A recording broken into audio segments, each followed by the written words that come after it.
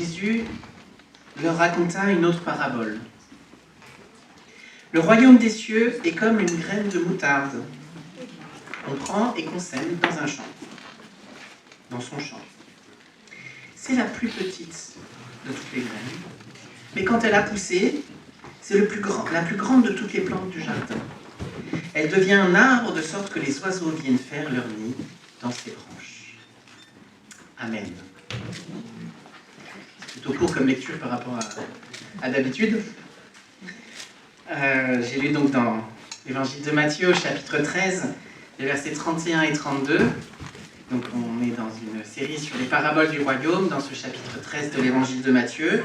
Et donc c'est la troisième prédication avec la troisième parabole. La première, c'était celle du semeur, laquelle Jésus nous a enseigné. Donc c'est les paraboles du royaume, il nous enseigne quelque chose sur le royaume de Dieu à chaque fois. Et il nous a enseigné que la prédication de la parole du royaume, elle prend racine dans un cœur dont la soif de Dieu est supérieure à la peur de changer. On a appris avec la parabole du bon grain et du mauvais grain, ou la parole du bon grain livré, ou du blé et du mauvais grain, comme c'est marqué dans votre Bible, que la coexistence, on a appris ça avec les disciples, parce que Jésus l'enseigne aussi pour que ses disciples comprennent ce qu'ils sont en train de dire, que la coexistence du bien et du mal va continuer pendant que le royaume commence à s'établir, et que c'est déjà ça ce que vivent les disciples, puisqu'ils vont vivre de plus en plus d'opposition, et que l'établissement du royaume ne va pas enlever l'opposition pour eux. Il faut qu'ils comprennent ça, et puis ça nous aide à comprendre ce qu'on vit encore aujourd'hui aussi. Mais aussi que le mal n'est pas l'égal du bien, et qu'un jour, le bien triomphera sur le mal, avec certitude. Même si, effectivement, peut-être de là vient le lapsus, il y a des jours où on a l'impression que c'est le mal qui triomphe. Mais Jésus nous dit que ce n'est pas le cas. Le royaume de Dieu, et donc la présidence de ce matin était vraiment adéquate, je trouve.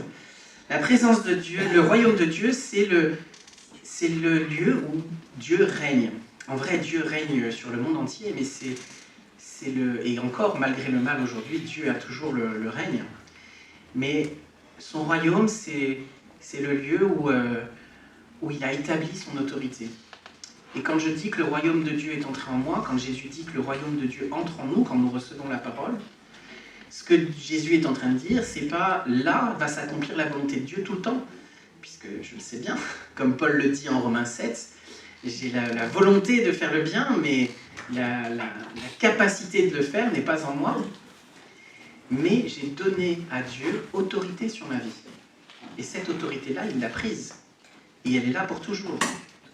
Et j'appartiens à son royaume, avec une certitude absolue. Ça veut dire que j'ai donné à Dieu le droit de me juger, le droit de m'aimer, le droit de me pardonner.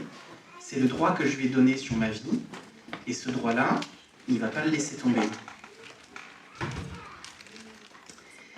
Et aujourd'hui, Jésus nous dit à quoi encore ressemble le royaume. Et nous, on aura envie de dire, on aura envie qu'il dise, on aura envie que Jésus dise, le royaume, c'est comme le soleil qui se lève après la nuit. Un soleil différent du nôtre, un soleil beaucoup plus puissant, un soleil qui traverserait les murs, qui irait dans les grottes les plus profondes, un soleil qui illuminerait tout, un soleil qui rentre partout, un soleil puissant, lumineux, un soleil inexorable, à qui rien ne peut faire obstacle. On aimerait que Jésus dise ça. Qu'est-ce que Jésus dit? Jésus dit, non, c'est une graine. Et en fait, c'est pas juste une graine, c'est une toute petite graine. Et dans la parabole de Jésus, la graine de moutarde, c'est la plus petite graine plus connue de ses contemporains.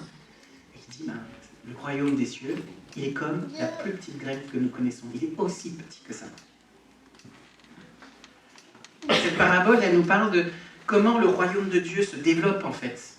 Parce que Jésus, il le dit beaucoup, même Jean l'a dit avant lui, le royaume de Dieu s'est approché. Les disciples, ils ont entendu ça, ils entendent ça depuis le début. Et leur mission, au chapitre 10 de Matthieu, la mission que Jésus leur donne, c'est de prêcher la venue du royaume de Dieu en Jésus. Le royaume de Dieu s'est approché. On a appris avec le semeur que le royaume de Dieu, il vient en nous, au lieu que ce soit nous qui rentrions dans un endroit, dans un lieu où Dieu règne, la parole du royaume, on la reçoit, et c'est en nous qu'elle prend racine, et c'est en nous qu'elle grandit. Le royaume de Dieu vient à l'intérieur de nous, il s'est approché. Mais comment ça marche? Comment est-ce qu'il grandit en nous? Qu'est-ce qui se passe? Comment le royaume de Dieu s'exprime? Comment il va s'exprimer?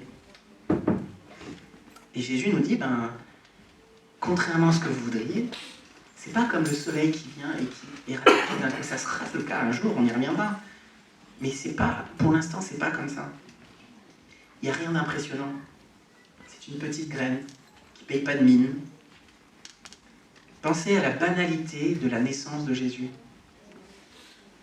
Le royaume de Dieu s'approche dans un petit bébé qui naît dans une famille pauvre, avec une jeune femme sans éducation, dans un contexte des plus banals, et sans tambour ni trompette, sans chevaux, sans parade. Le royaume de Dieu s'approche comme une petite graine. Et la mission, une des raisons pour lesquelles il faut que les disciples comprennent ça, c'est que leur mission, elle ressemble à ça aussi. De la même manière que Jésus est venu pauvre, faible et dépendant, eux aussi ils partent en mission, et c'est pas une mission glorieuse.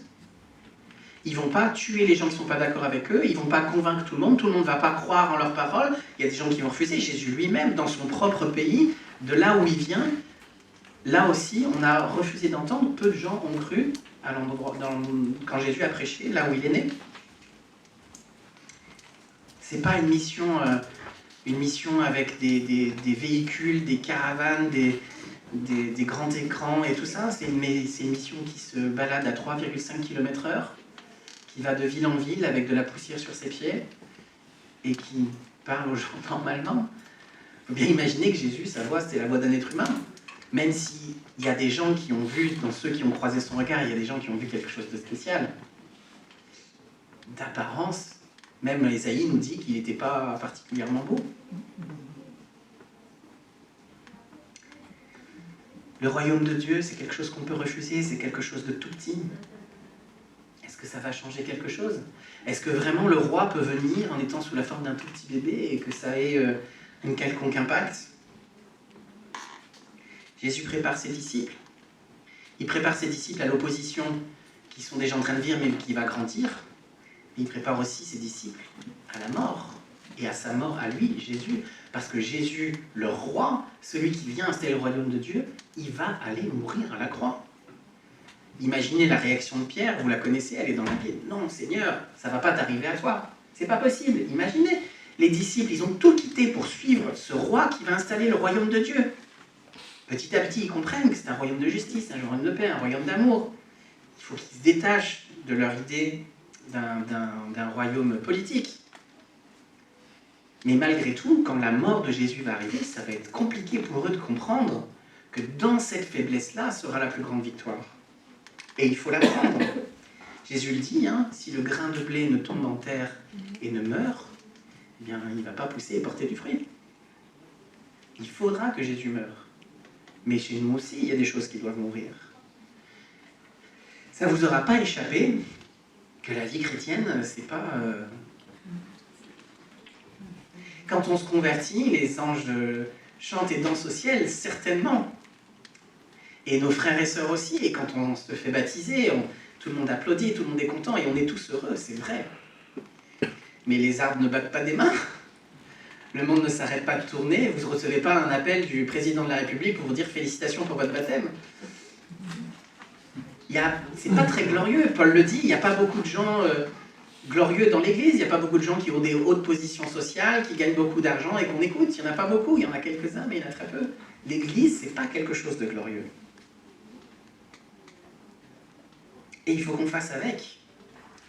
Il faut qu'on fasse avec. Le royaume de Dieu se présente par la petite porte, avec humilité. Et la prédication du Christ, elle est aussi par la petite porte et avec humilité. Il ne s'impose pas. Vous le voyez bien, il explique, et il ne cherche pas à convaincre. Il explique, et ceux qui ont soif vont comprendre, et vont venir chercher, et ils vont venir lui poser des questions. Mais il n'est pas là en train de s'imposer. Il ne fait pas un grand meeting. Il n'a pas des techniques de com pour essayer de convaincre les gens. Un pasteur pasteur protestant réformé qui a écrit beaucoup de commentaires bibliques très intéressants, qui s'appelle, son prénom c'est Alphonse Maillot. Quand il a décidé de devenir pasteur, un membre de sa famille a dit « Ah, voilà encore un inutile de plus ». Et il a raison. Il a raison. Aux yeux de ce monde, à quoi sert un pasteur? Quelqu'un qui vit aux dépens des autres, quelqu'un qui ne travaille pas pour gagner son pain, quelqu'un qui ne produit pas de richesse. À quoi ça sert? Et à vrai dire, un chrétien de plus, est-ce que c'est pas aussi un inutile de plus? Est-ce que c'est pas investir de l'argent dans quelque chose qui sert à rien? La prédication. Imaginez, Dieu veut répandre son royaume par la prédication. Est-ce que c'est pas un moyen tellement banal? Le service, l'esprit de service, c'est ça le royaume de Dieu? L'amour des frères? L'humilité, le pardon? Honnêtement, est-ce que vous voyez ces valeurs-là prônées par les grands de ce monde? L'actualité de la semaine est vraiment une belle démonstration de l'inverse. Le royaume de Dieu se présente parmi les hommes comme quelque chose de petit, de fragile et de pas très glorieux. Pourquoi? Pourquoi ça ne serait pas grand et imposant? Je me suis posé la question, moi j'ai désiré ça beaucoup et je le désire encore parfois, et j'aimerais que ce soit ça dans ma vie. Il y a eu des changements extraordinaires dans ma vie, mais il y en a beaucoup que j'aimerais voir et qui ne viennent pas. Ceux qui me connaissent bien ici, la plupart de ceux qui viennent ici depuis longtemps savent quels sont mes défauts, et parmi eux, il y en a qui me frustrent terriblement. J'aimerais bien que le royaume de Dieu balaye tout ça dans ma vie, comme ça, d'une minute, on le veut tous. On aimerait que le royaume de Dieu s'impose à tous ceux que l'on connaît aussi, parce qu'on aimerait qu'ils connaissent l'amour de Dieu. Il y a une discussion à ce sujet-là dans le groupe de maison cette semaine, on a un peu... C'était lourd de penser à tous les trucs qu'on aimerait voir du royaume de Dieu et qu'on ne voit pas. On en voit un peu, bien sûr, parce que Dieu nous donne des prémices, mais pourquoi? Je me suis souvent posé la question. Je crois qu'on se trompe sur ce qui a de la valeur, en fait. Ce qu'on ne voit pas, c'est la gloire à laquelle on participe déjà. On a l'impression que les choses qu'on n'a pas seraient plus attirantes et plus intéressantes que les choses que pourtant Dieu nous donne. Parce qu'on est encore trop marqué par le mal et le péché dans notre cœur, et qu'on ne voit pas à quel point c'est précieux.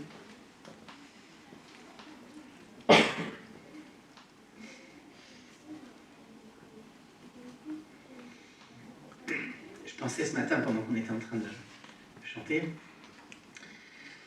je pensais à la joie que c'est et la grâce qu'on a de faire ça ensemble et de vivre cette communion-là.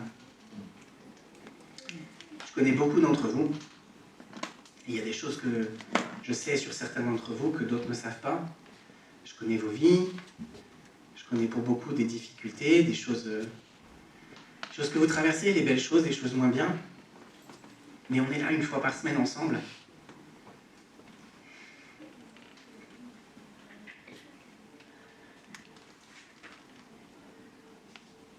À chanter la victoire du Christ. Et être unis. Parce que c'est lui qui nous a rachetés. Et qui fait de nous un peuple. Nous sommes son royaume. L'Église n'est pas glorieuse, hein.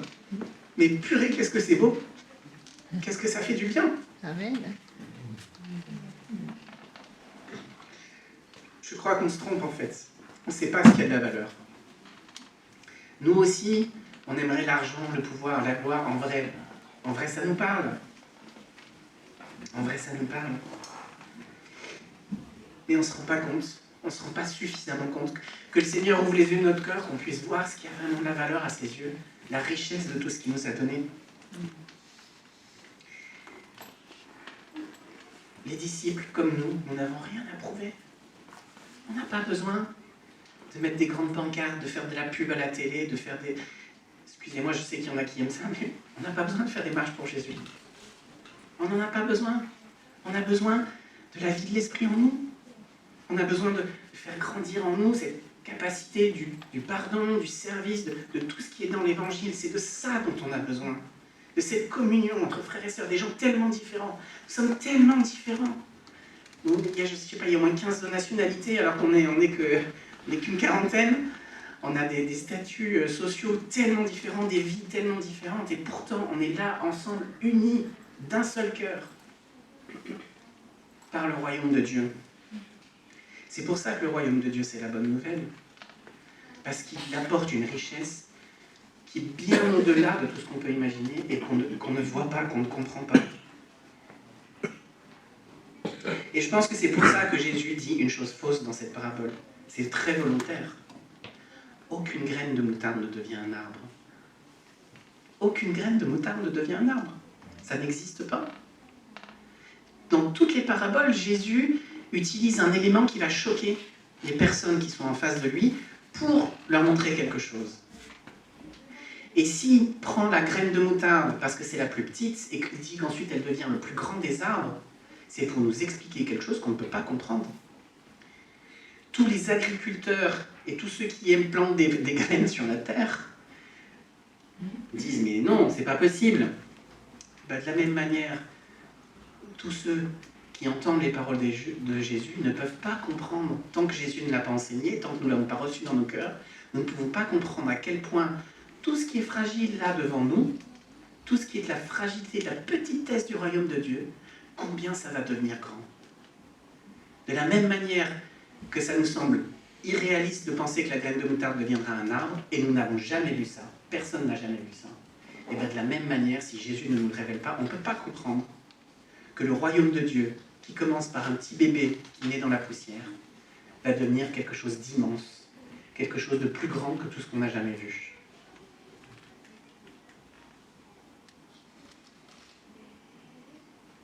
Il y a un inattendu, il y a quelque chose que Jésus veut absolument marquer dans notre cœur et qu'on a besoin de savoir. Parce que la vie, telle qu'on la connaît depuis qu'on est né, les choses, on récolte ce qu'on sème.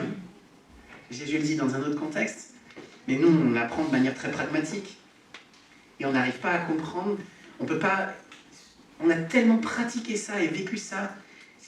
Vous savez que si... Là, il y a un petit trombone. Vous savez que si je le lâche, là, vous savez ce qui va se passer, il va tomber.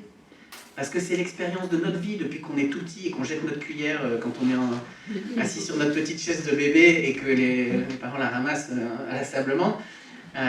Depuis ce jour-là, on connaît la loi de la gravité et on sait que ça fonctionne comme ça. Et Jésus, il a besoin de casser notre compréhension des lois spirituelles, parce que nos lois spirituelles dans notre cœur, dans notre tête, on est câblés pour la culpabilité, on est câblés pour le mérite, on est câblés pour que quelque chose de petit reste petit. Il faut que Jésus surprenne ses disciples, il faut qu'il leur dise des trucs qu'ils ne comprennent pas pour que ça les oblige à penser différemment. Et nous avons besoin de penser différemment, parce qu'on se décourage.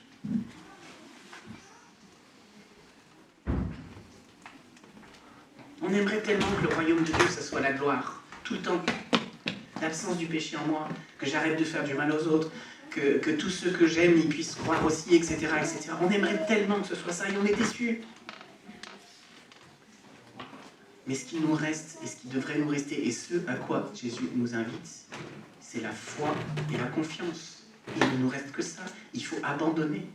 On est obligé de laisser au pied de la croix toutes ces choses-là, parce qu'on n'a pas d'autre solution. Si on regarde en face notre déception, et on devrait être déçu.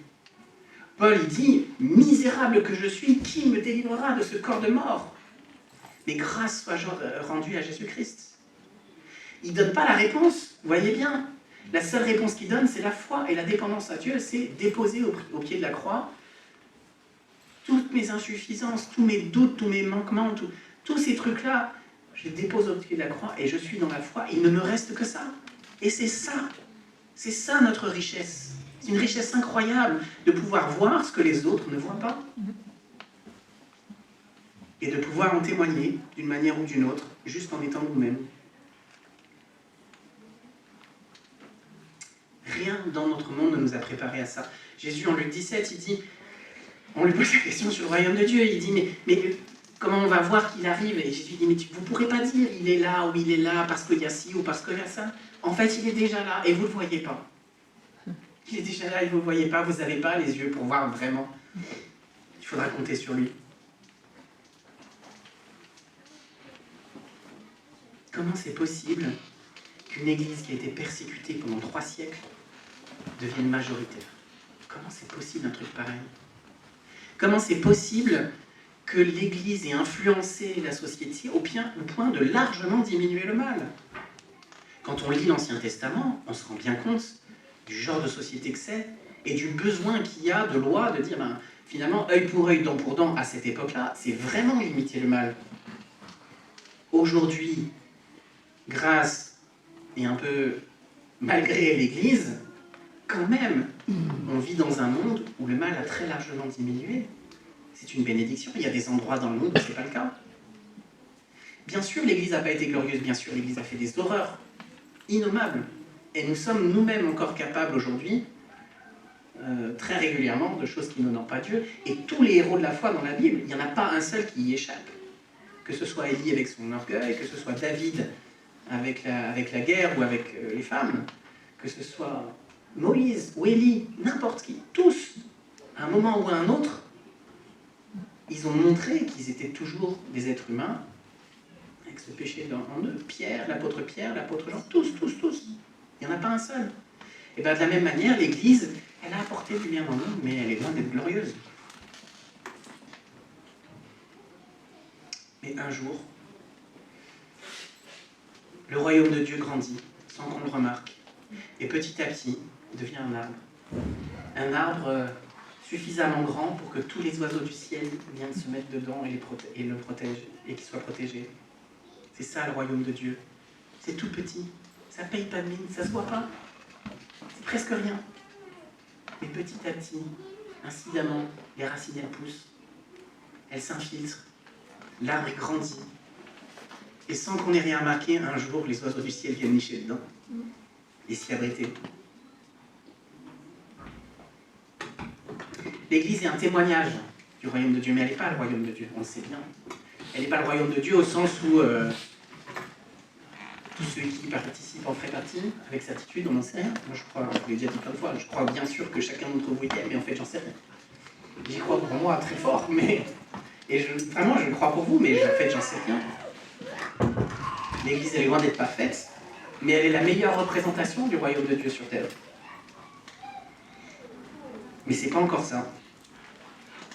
Et il y a un moment dans la vie chrétienne, vous le savez tous, où on réalise. On a cru que l'Église était le royaume de Dieu.